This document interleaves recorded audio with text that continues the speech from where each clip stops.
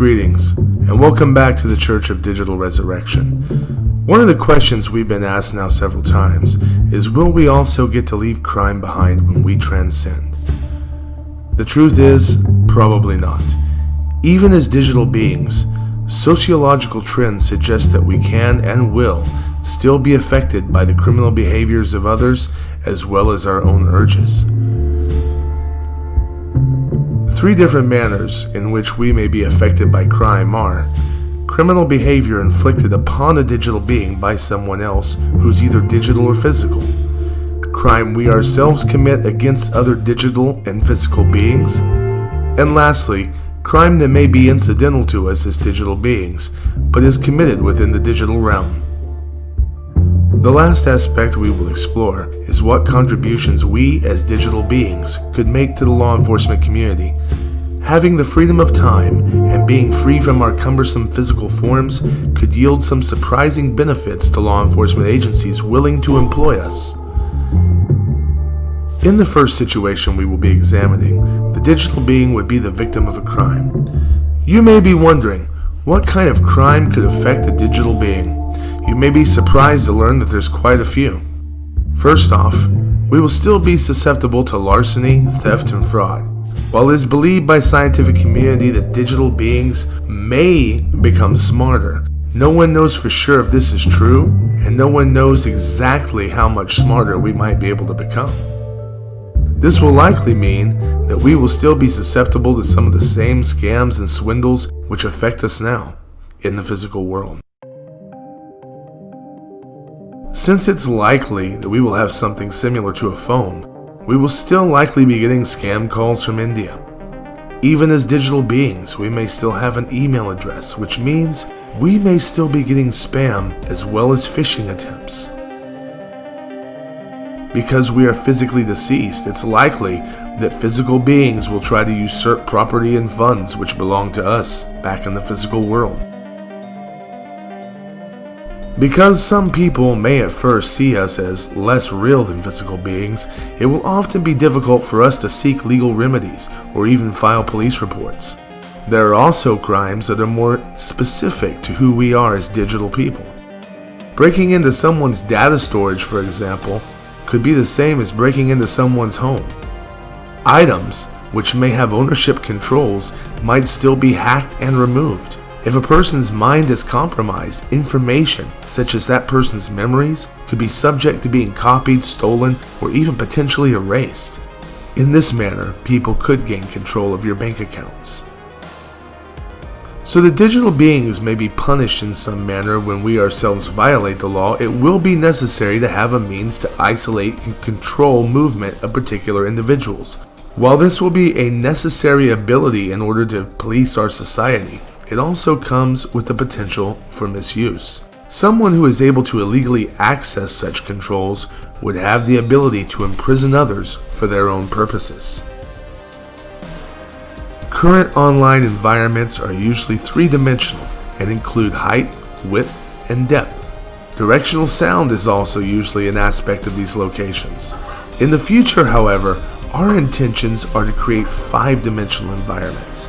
These environments would include a fourth dimension that would allow us to experience smell and taste, and a fifth dimension as well, touch.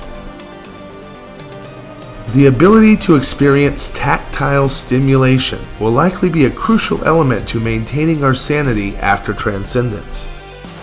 This is the element that will make our simulated environments feel corporeal. This one advancement will allow us to differentiate between hot and cold, or soft and hard. It will allow us to experience physical pleasure. But with the ability to experience pleasure also comes pain. Pain too will be a necessary element. Typically, however, we will be able to control how much pain we experience at any given time. This creates another situation, however, in which we can be victimized. By illegally accessing our controls, another individual could alter our perceptions of pain and pleasure. Through this sort of manipulation, a digital being could be harmed, assaulted, and even raped.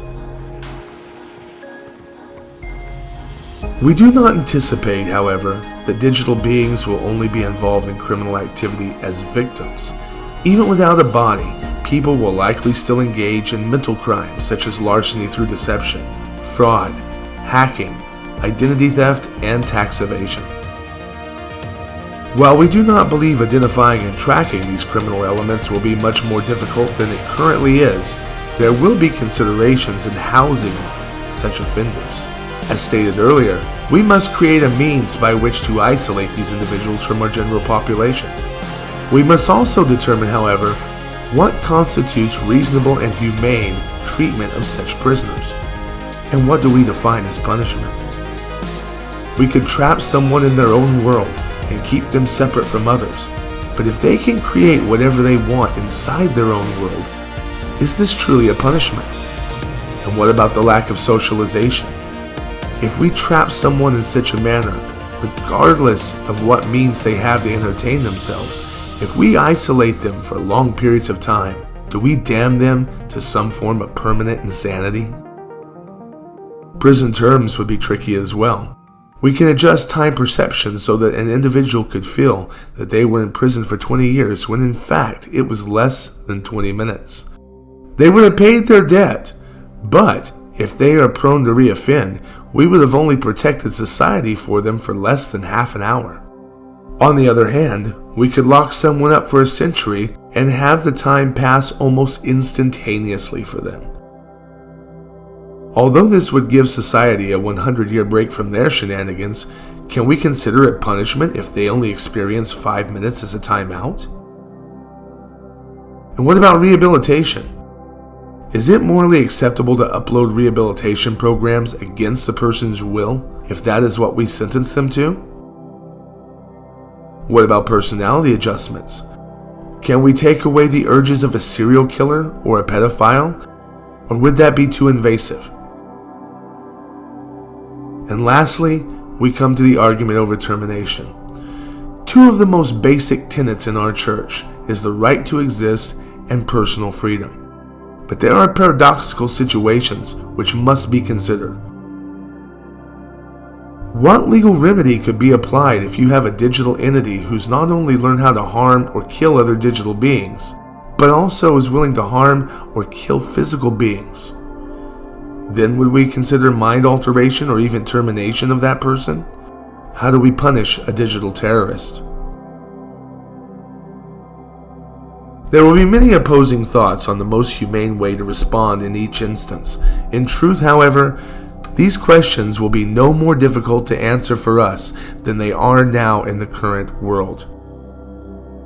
They are, however, likely eventualities and must be considered. On the other hand, digital life should be very compatible with those who wish to continue or begin a career in law enforcement. The areas in which we could benefit policing efforts are limitless. A digital being is free from the scarcity of time, which allows them to act in a methodical, detail-oriented manner ideal for investigations. We could pore over weeks of surveillance footage in minutes, or scrutinize thousands of digital files for details as quickly as any algorithm, but with human intuitiveness. Once we are able to occupy robotic forms, the applications for cybernetic policing would change physical society overnight. A digital officer operating a remote drone body could arrest an armed suspect with no risk to himself. With minimal training, police observer drones could assist by discouraging street crime through their presence and by quickly responding to crimes in progress. Rationally, less people will wish to commit crime if they know their face may be recorded or that they may be tracked by a drone. The need for deadly force should seldom arise when the population you are policing cannot harm you. Digital correctional officers should not only be more alert and observant, but also impervious to inmate attacks. In conclusion, as with any step in human evolution, there will be difficulties to overcome. Determining how to apply the administration of justice is only one of the minor obstacles that we must defeat. I hope it's obvious from this video that the benefit to law enforcement and correction should far outweigh the challenges to come. It's our hope that many law enforcement professionals Join our organization and help guide our path into the future. If you enjoyed this video, please like it and subscribe to our channel for more updates from the church. Let's work together to live forever.